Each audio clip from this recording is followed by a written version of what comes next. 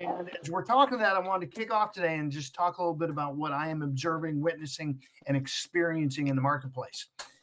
Those people that are doing the work, that are acting like leaders, that are leading by example, having conversations, are killing it. They're gobbling up market share. They're having high levels of productivity. Many of them having their best year ever in this market. And those that aren't here, those that aren't in afternoon call time, those that aren't doing the work are whining, bitching, moaning, and complaining and pointing the finger outward. And so I'm excited for you guys that are here. We got 16 of us so far here on time and ready to go to talk about leadership. And we're covering the leadership opening and the first leadership attribute known as empathy. And so would love to hear, as always, from you guys, because it's your room. I'm just a leader facilitating. What the heck did you pull away from either the opening of leadership or the attribute of empathy? What do you guys have? Client, you're going first. Mark, you're going second. I see the mic's up. No, I'm sorry. I'm not going anywhere. Wow, was that a whole lot of backpedaling we just witnessed? Man, that was a twofer. All right, what else you guys have? Well, that's going to be a short half hour. Well, you also know, Doug, that's got to be a clip. We're going to use that out there. So right. What do you got, Doug?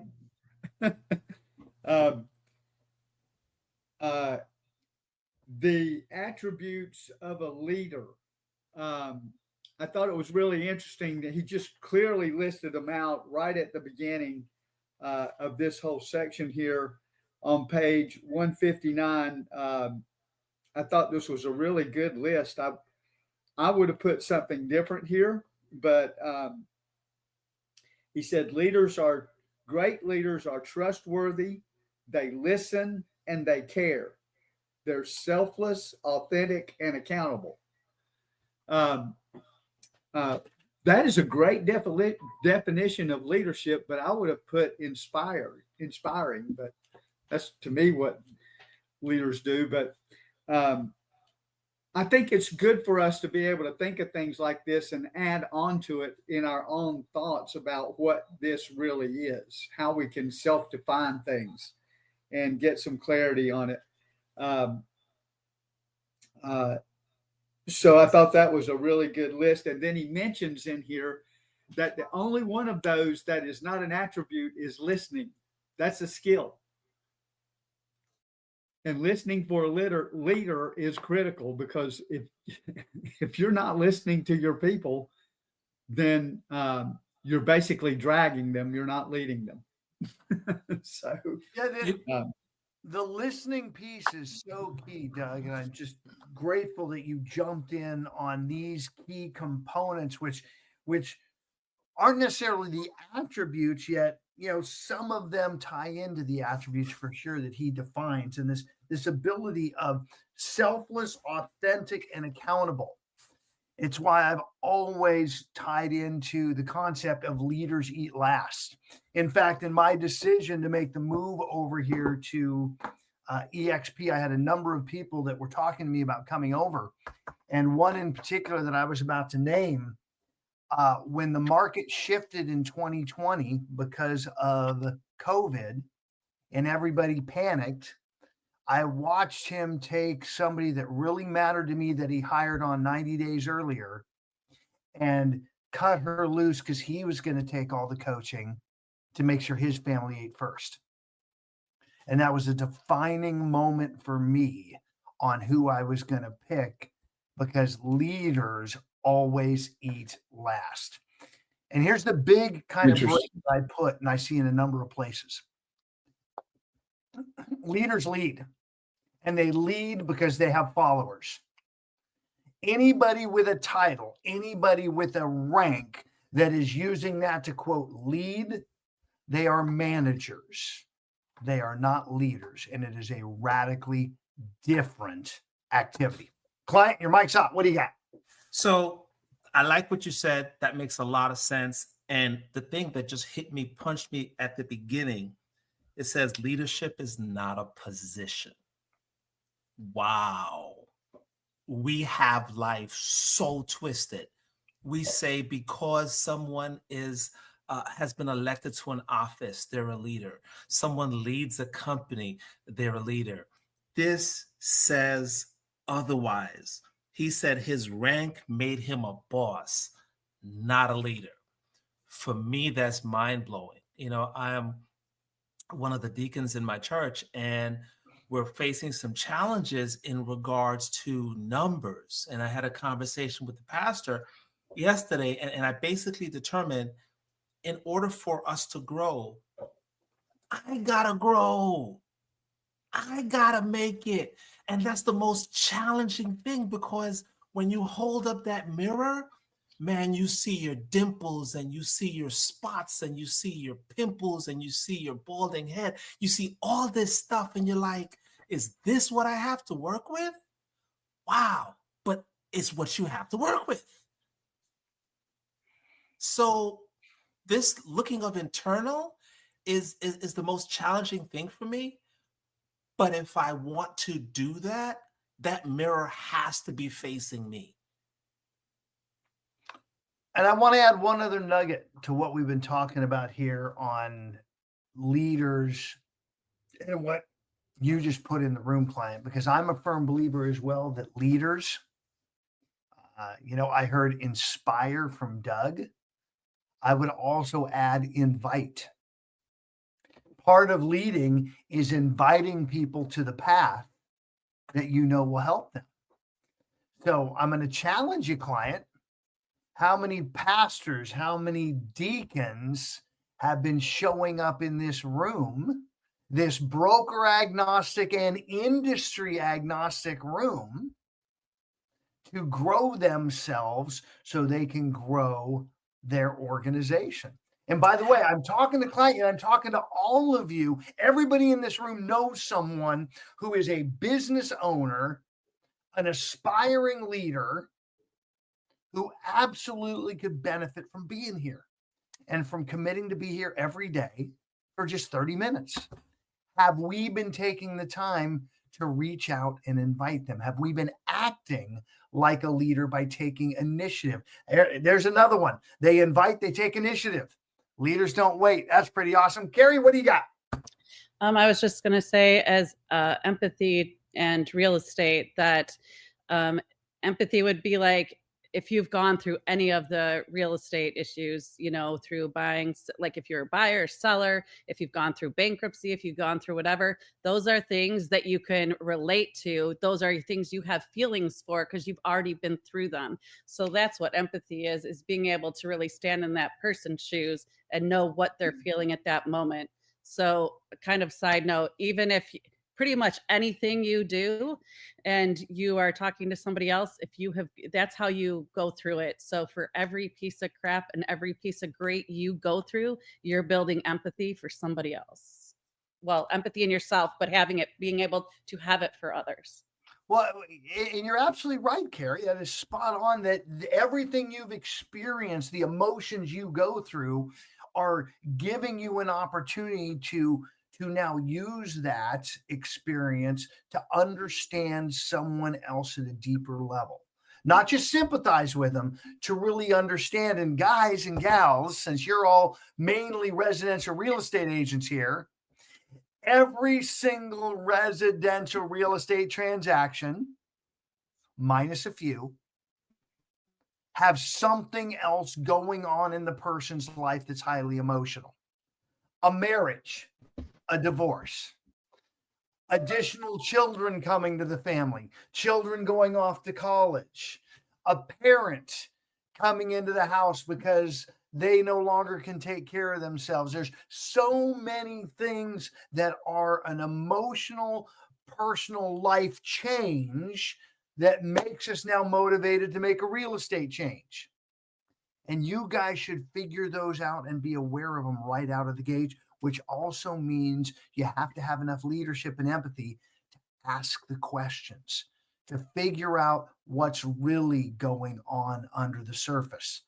No one packs their house and gets it organized and boxes stuff up and gets it all clean and makes the kids maintain their rooms perfectly every day because it's fun. They've got something else. It is definitely not fun. Oh, Yeah, amen. What else you guys have? Josh, I thought I heard you kick in for a moment. That deep voice. You didn't, but I do love the way they titled chapter 17. No one cares how you feel. And for me, empathy is something that sometimes I struggle with. I've had a difficult time sometimes being able to reach back to empathy when something else would cause me to have a lack of confidence or lack of respect or just question somebody's motives. But in this arena, you cannot have any preconceived notions. Like you literally have to open yourself up and be able to show empathy, and that's something I'm really trying to grow in. Yeah, it's fun because especially my high D's in the room, Josh, like you, we see the path, we know the answer, and the emotions and the feelings don't matter. Let's get to the goal. And we get to take a step back. My initial coach, who worked with me a lot of years when I first got into the real estate space, used to talk, about me and gave me some really insights because this was something I struggled with. We talk about, you run somebody over, you threw them under the bus, so to speak. He would say, no, Russ, you would literally throw your clients under the bus. They would get caught. You would drag them all the way to the goal. And when you got there, you'd be celebrating because you got the goal, yet they did not have a great experience because I wasn't empathizing with what else was going on. I was so goal focused that I left bodies in the wake. And I know a lot of you in this room can probably empathize with that because maybe it's part of what you've experienced up to this point.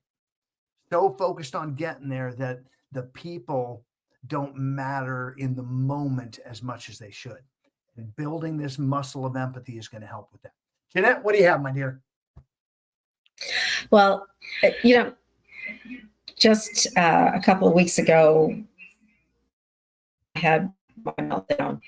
About empathy that I didn't necessarily relate to it. So I think I'm going to empathize for a moment, Jeanette. Hold on one second. Is everybody else having her content breakup?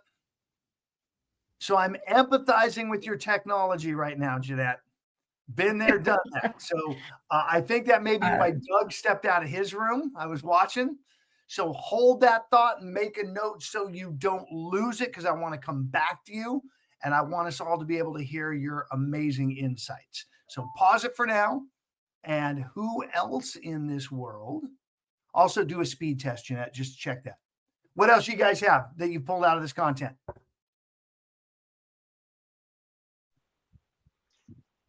Matthew. I'd like to move into chapter 18. Well, don't yet because that's tomorrow. What? Oh, it's tomorrow? Yeah. Oh, I thought we were doing 2 chapters a day. I thought we normally do it on these first days. We usually do the intro and the chapter. So awesome job. I love that you're leading by example and getting ahead in that content. And thank you for bringing it. And we're going to do 18 and 19 tomorrow. So you're way ahead of the game. Okay. Awesome, okay. You got something on 17? I didn't have something on the top of my head besides what we covered. I mean, empathy is such a huge aspect of the business that we do in general, in terms of just our communication, how we care about others. The more we care and show up, I mean, the more other people realize how we care, and they're going to care about us more, which helps us in business. And I just feel like how much we care really impacts this job in particular. We don't get paid based on our activity. We get paid based on our results. Of course, we do enough activity that we create results, right? But it takes a lot just to kind of be in that space of just caring deeply for the other person, more so than ourselves in some regards. Which I was going to get into the selflessness aspect, which is tomorrow. There's some things I want to say on that. I'll hold off that for tomorrow. But I just know that empathy is like feeling someone, being in someone else's shoes, thinking from their perspective. You know, we talk to a client and we listen and we engage with them, and if we really listen to them and we really feel what they're feeling, I feel like we do a better job as you know, professionals in real estate. It's going to take someone really being there for somebody else. Especially this is a very emotional thing. It's a logical, emotional thing for people when they're selling a house or buying a house. It's the most amount of money that they ever spend at one time for the majority of people. I mean, the house is the most expensive thing they have or will ever have. That's for 99.99% of people out there. So it just requires that much more on our part to be a good listener and feel and really take in that. It's a responsibility, and it is a form of leadership as well, just being in that position. So I think it's really, it takes a different level of person to do what we're doing as agents, just being here, showing up and putting, like, even the National Association of Realtors, the code of ethics is all about putting our client first ahead of our own needs. And Yep. I really like that as far as the ethics go and the business we're in, because most people, if you look at where we fall in the professionalism as far as who are the most trusted in the industry, not the industry of real estate, but all the industries, like doctors are more trusted and real estate agents are someone down low. And I'm like, wow, our code of ethics we should be up really high. So it's weird that the perception is that we are not a trusted profession. So it gives us a lot of room to be the trusted professional because we show empathy with our clients. The perception shows up because that's been the historical pattern. By the way, the perception shows up because we fail in communication. The number one complaint of consumers is we didn't communicate with our client often enough, detailed enough in this CARES piece. And thank you for bringing this in, because you triggered two items for me. One, your consumers don't care what you know until they know that you care. So you've got to lead with that. And number two, which I love from the coaching piece, it keyed back some of my coaching elements, because really this care, the opposite side is candor. I'm going to come to Josh because he's great at this candor piece. Candor without care creates distant relationships. Care without candor creates dysfunctional relationships. But care balanced with candor, getting both of those in, leading with care first, develops relationships, deepens relationships. So we've got to have both. And for many of us, developing the care is where we've got to go. Jeanette, I see you are sitting next to your husband, testing some new technology. Welcome back. Thanks. Rather than put you through the other, because his is fine and mine isn't. So what I'm finding is the growth that you get individually from each of these. As I was saying before, like I said, my meltdown that I had, a couple of weeks ago, that just, and you talked about empathy, and I actually didn't really understand how you were applying that. I really wasn't catching that. Reading this chapter gave me an insight into that helped me to in self-evaluation about it. So there's not a problem with the empathy, but how to first recognize where it's happening. I often, in the pain of death or illness, after having lost a husband and various other things, in spite of even having done some work with that, that's still there. And you walk into some of the places and it's like, I don't necessarily know what they're feeling, but I know how that can feel. So do I understand everything that they're going through? Not necessarily. So I can still ask questions, but it also gives, this is a place where each of us finds out where our strengths are, because we're getting to talk about the strengths and the attributes that are here and grow into new ones, identify the ones we have, tweak them like client was talking about. And I appreciate the mirror and the safe place where each of us can talk about these things and grow into who we are, because now we're growing into better people with it. So no one cares how you feel. But you walk in and all of a sudden you just have this emotion that you're going, okay, what do I do with this? It's not that it's bad, because for 15 years I would talk about my story and my eyes would just water. Well, that's my deal with it. There's muscle memory that stimulates that. So that can actually be adjusted by chiropractic and various other things. If somebody's got something in them that's that deep, and we all do somewhere something, there's muscle memory that goes with that. You can break that muscle memory chain. And if there's some really simple ways to do that, if I won't go into it now. So if somebody wants to ask me about it, we learned it through a disaster relief network and helping others. So some of these things that we have challenges with are a muscle memory from history in many cases. So it's been a new place to learn that. And the line, it's an invaluable tool so long as it's properly calibrated. If it's not properly calibrated, people go, oh, here she goes again, or here they go again, or whatever. Here's the fun part for me in this, Jeanette, yeah. of everybody I'm working with, all my world, my team. You are one of the most empathetic, caring, loving individuals I know. You're on the top of that chart. And so this is all about, like you say, calibrating. As the author says on page 167, a lack of empathy in any leader obviously is a huge detriment. Got a few of those, including yours truly, that have played in that space maybe. But too much empathy can be just as damaging. Mm-hmm. It's hard to be productive if you're functioning at the whim of other people's emotions.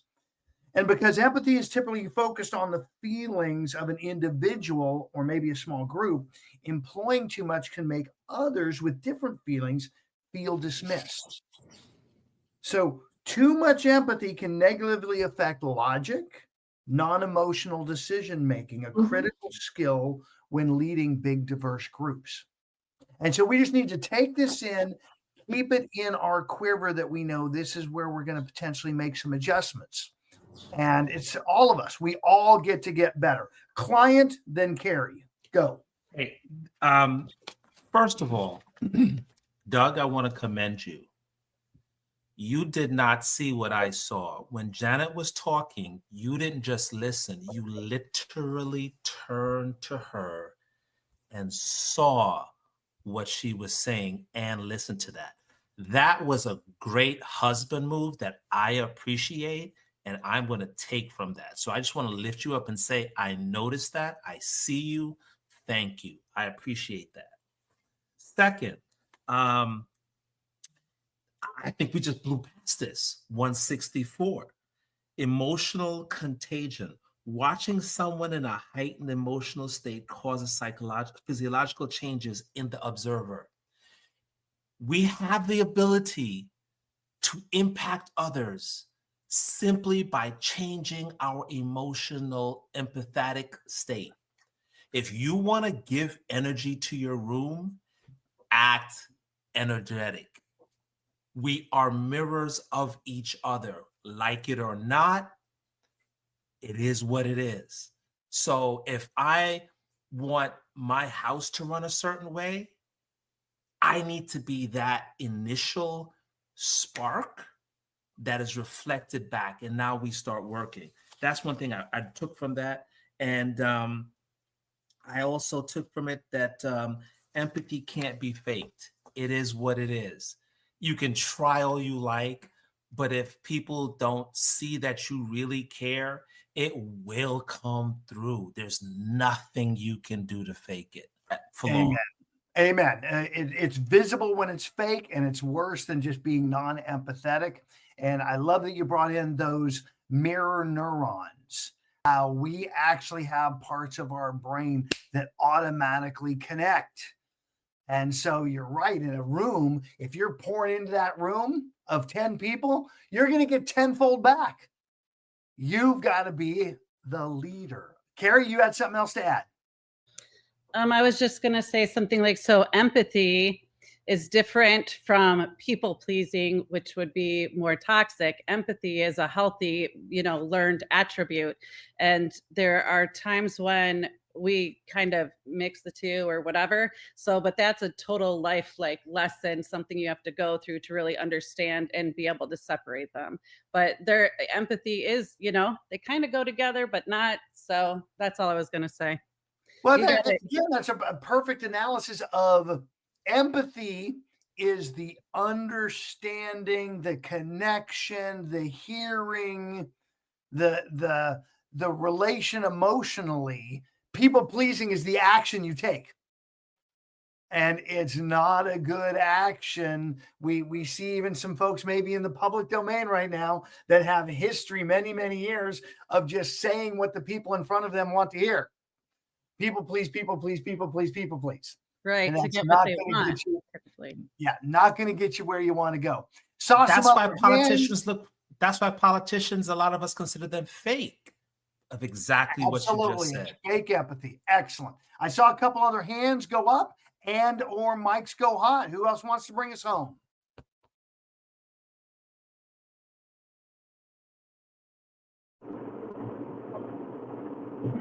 I'll say something. I don't know if y'all can hear me good. I'm on the longest bridge in the world over water. But with empathy, I find if you seek to understand, listen to understand, you will develop that empathy. Instead of listening to respond, if you listen to understand, I don't know how you couldn't develop more empathy. And that was about it. Well, that's a huge nugget to end this conversation, because you're absolutely right. How you listen. So many people listen to respond. So they're waiting for that response time versus listening to truly understand, Rhonda, which makes a big game changer. So let's understand some of our needs today, guys. It's Wired Wednesdays. All of you need to work on your database, on your KV core. And Maria is nice enough to be right here in this room from 1 to 2 to make that happen for you. You have a KV core expert that'll help you on what you need for that hour. And it's usually not well attended, so you can get some really good one-on-one help. And number 223. What's 223? 223 is the time frame that we're in practicing these dialogues and practicing these attributes, so we can get kind of locked down on them. So be there. Aloha. Absolutely. 2 to 3, we'll practice and role play enough you show up. And then 3 to 5, we will actually real play by having conversations. It's called teach, show them how, then have them practice how, then have them do the how. And I want to see all of you in there today, so we're getting better. Tom's been there. The Harringtons have been there. I've been there. You know what? Other folks showing up on and off. Dorothy's been there. So you're growing your business.